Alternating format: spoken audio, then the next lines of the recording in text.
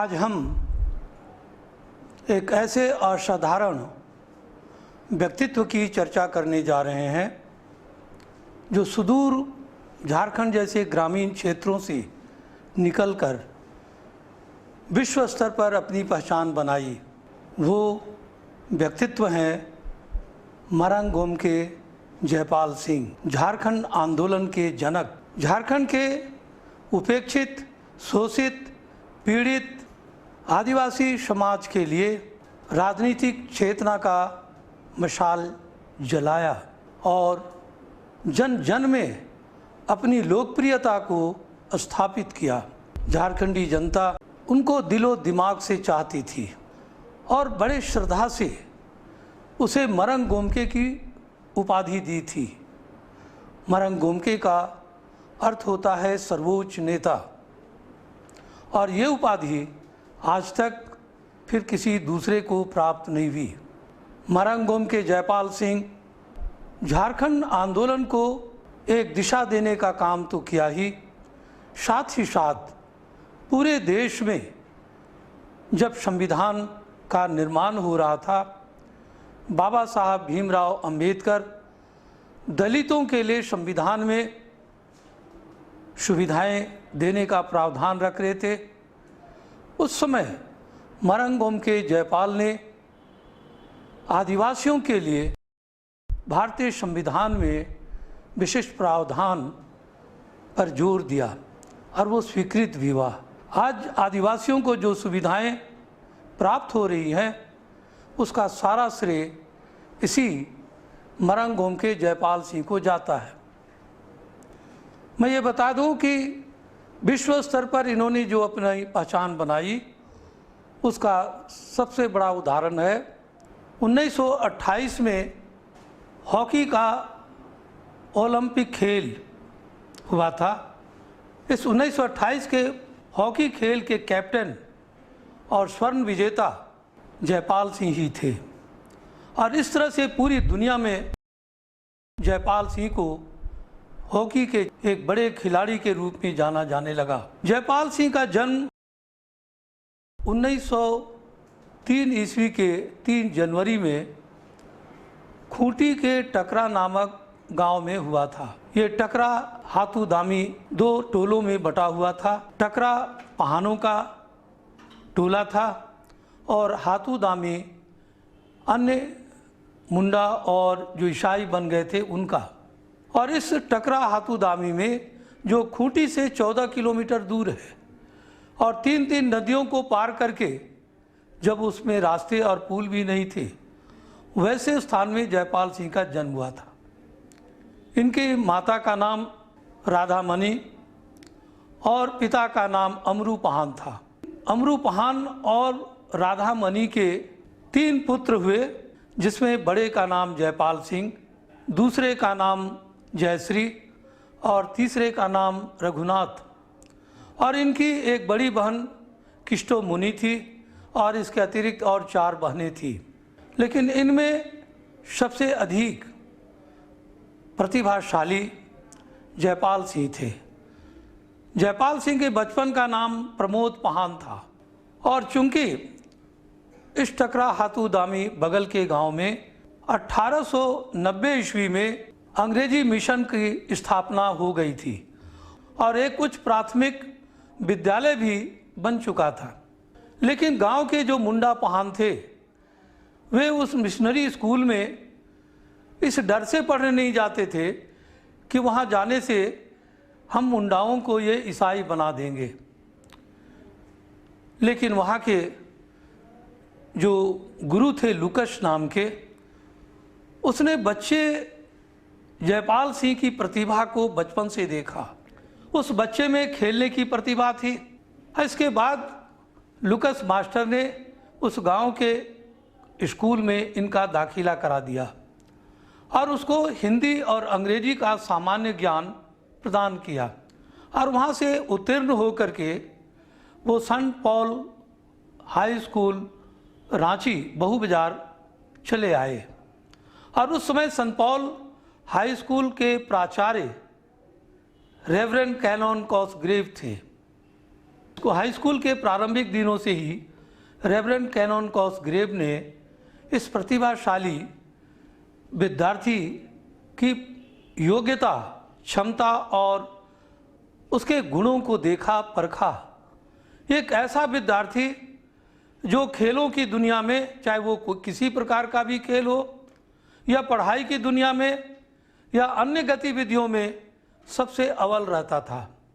Hockey खेलना, football खेलना, cricket खेलना, बैडमिंटन खेलना आदि सभी खेलों के ये कैप्टन हुआ करते थे और अपनी कक्षाओं में ये हमेशा प्रथम स्थान प्राप्त करते थे। इसके बाद जो अन्य गतिविधियां थी, जिसमें डिबेट, भाषणबाजी, नाटक, इसमें भी इनकी तूती बोलती थी।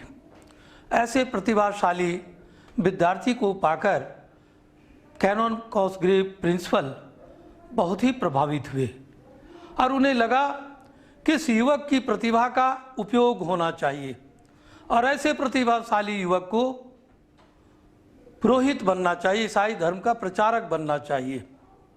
और उस दृष्टि से इन्होंने 10वीं क्लास में 1918 ईस्वी में कैनन कॉसग्रेव जयपाल सिंह को लेकर इंग्लैंड चले गए।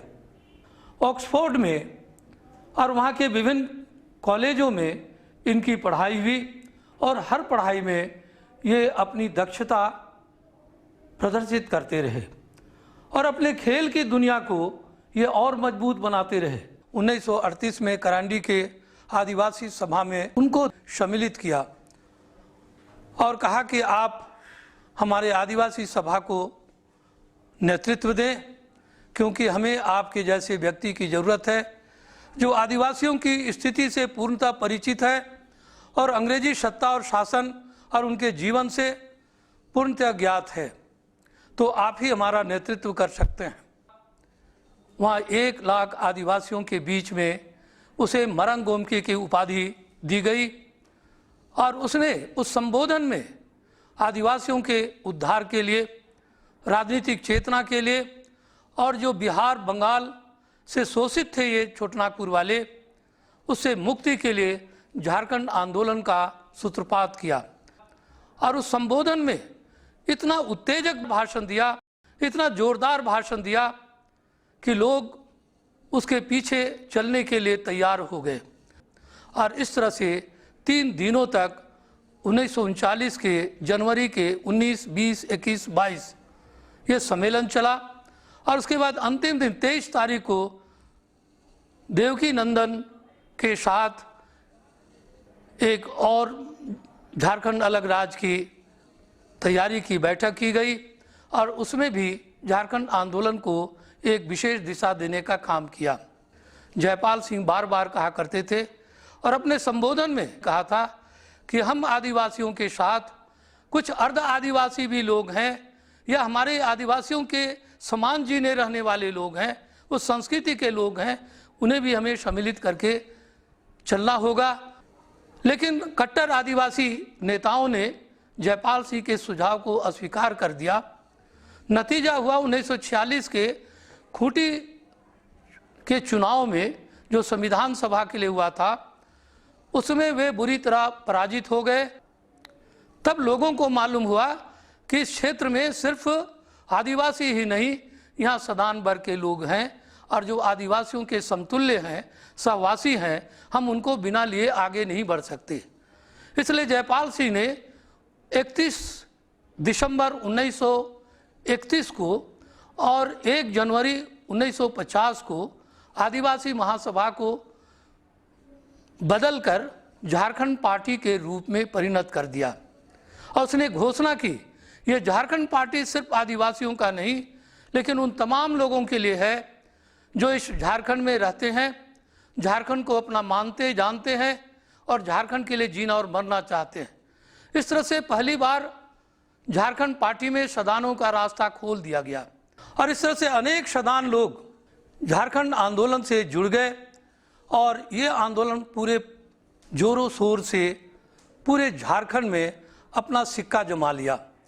लोग उस समय के कहते हैं कि अगर जवाहरलाल नेहरू भी झारखंड क्षेत्र में जयपाल सिंह के साथ अगर चुनाव लड़ते तो वो बुरी तरह हार जाते, क्योंकि मैंने अपने जीवन में बचपन से ही जयपाल सिंह की जय जयकार जितनी सुनी है और उनके गतिविधियों को और उनके भाषणों को सुना और जाना है, वैसा जय जयकार आज तक मैंने अपने जीवन में किसी दूसरे नेता का नहीं सुना है। इसलिए 1952 के पहले चुनाव में झारखंड पार्टी 32 सीट से जीत गई और एक बाहर से उनके साथ जुट गया और इस तरह से 33 सीट पर झारखंड पार्टी का बिहार विधानसभा में बहुमत तो नहीं लेकिन विपक्ष के बहुमत के रूप में इनका स्थान बना।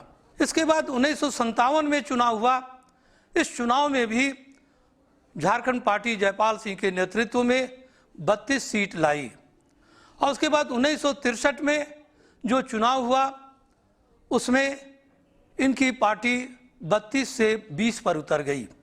लेकिन जयपाल सिंह के इस बढ़ती स्थिति को पंडित नेहरू को रास नहीं आया, लेकिन जब ये 20 की संख्या में 1963 के चुनाव में आ गए तो पंडित नेहरू ने बिहार के तत्कालीन मुख्यमंत्री विनोदानंद झा से एक योजना बनाई कि किसी भी तरह जयपाल सिंह मरांग गोमके को कांग्रेस में विलय करने के लिए राजी कर लें।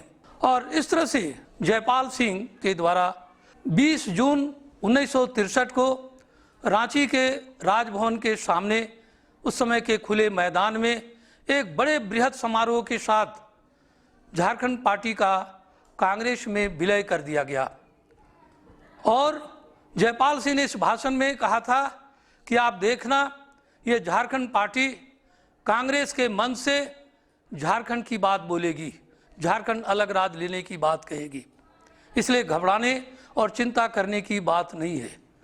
लेकिन बहुत सारे विलय विरोधियों ने जयपाल सिंह के इस कांग्रेस में विलय को सीधा सीधी अस्वीकार कर दिया और कहा कि ये जयपाल सिंह का निजी विलय है, झारखंड पार्टी का विलय नहीं है। और इस तरह से जयपाल सिंह की जो जय जयकार होती थी, उनकी जो महानता थी, उनका जो बड़प्पन और सम्मान था, वो बिल्कुल पारे के तरह नीचे उतर गया। अब लोग उनके भाषण को सुनने नहीं जाते थे, अगर भाषण सुनते थे तो दूर से सुनते थे, सामने नहीं आते थे। और जयपाल सिंह को कहना पड़ा कि अब लोग जयपाल सिंह को सुनना चाहते हैं पर देखना नहीं चाहते।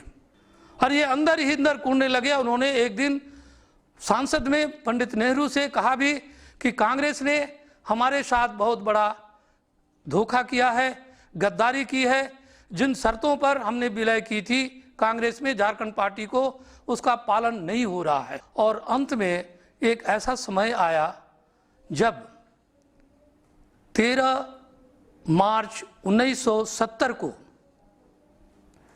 बहु बाजार बरडेला में झारखंड पार्टियों का एक बड़ा सम्मेलन था और उसमें जयपाल सिंह को मुख्य अतिथि के रूप में बुलाया गया था। और उसी मीटिंग में जयपाल सिंह ने घोषणा की कि मैं फिर से आपके झारखंड पार्टी में आना चाहता हूं और पार्टी को फिर से मजबूत करना चाहता हूं जैसे पहले था, आप मुझे स्वीकार करेंगे या नहीं। इस समय लाल रणविजय नाथ सहदेव ने बड़े हास्य लहजे में कहा, आप तो हमारे गुरुजी रहे हैं, आपका ये झारखंड पार्टी खड़ा किया हुआ है, आपको कौन स्वीकार नहीं करेगा। आप गुरुजी होते हुए भी आप गरु की ओर चले गए थे। तो उस दिन जी खोल करके जयपाल सिंह हंसे और उन्होंने कहा, मैं बहुत दिनों से हंसना भूल गया था। इस लाल रणविजय नाथ सहदेव ने आज दिल खोल करके हंसाया। मैं वापस लौट रहा हूं बहुत जल्द और फिर से इस कांग्रेस से पूरी तरह से मुक्त होकर झारखंड पार्टी को अपनी पुरानी ऊंचाई पर लाऊंगा। लेकिन एक सप्ताह के बाद 20 मार्च 1970 को अस्वाभाविक रूप से उनकी मृत्यु दिल्ली में हो गई, जबकि उनको कोई बीमारी या कुछ ऐसा नहीं था कि वह अचानक इस प्रकार चले जाते। उनके साथ अवश्य कुछ ऐसा किया गया जिससे वे वापस झारखंड पार्टी में ना जा सकें और उसको फिर से बुलंदी पर ना ला जाएं। उनके मृत शरीर को एक विशेष विमान से दिल्ली से रांची लाया गया। एयरोड्राम में चारों ओर आदिवासियों की, झारखंडियों की इतनी हुजूम थी कि जहाज को उतरने के लिए जगह तक नहीं मिल पा रही थी। फिर वहाँ जो कांग्रेसी झंडा उनके कफन के रूप में दिया गया था, झारखंडियों ने उस कांग्रेसी कफन को, तिरंगा को हटाकर उसके ऊपर झारखंडी झंडे का जो हरा रंग है वो कफन दिया और उनके वो गांव टकरा ले जाया गया और पूरी हुजूम उसके साथ गई।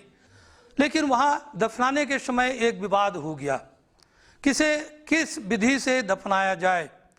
जयपाल सिंह की अंतिम इच्छा थी कि उन्हें मसना में, जहाँ उनके माता पिता को दफनाया गया है, उनके बीच में दफनाया जाए। लेकिन वहाँ के जो पुरोहित थे, पादरी थे, ईसाई पादरी, उनका विचार था कि ये ईसाई हो गए थे, इसलिए इन्हें ईसाई विधि से दफनाया जाए। बाद में इस विवाद को सुलझाने के लिए ईसाइयों ने अपनी विधि से कुछ संस्कार किए और उसके बाद आदि धर्मी मुंडाओं ने अपनी पारंपरिक विधि से उसको माता पिता के बीच में अमरूपहान और राधामणि के बीच जो स्थान था वहाँ एक बड़े शिला पट के साथ उनको दफना दिया गया। और आज वो भी एक पवित्र स्थल के रूप में टकरा में देखा और जाना जाता है।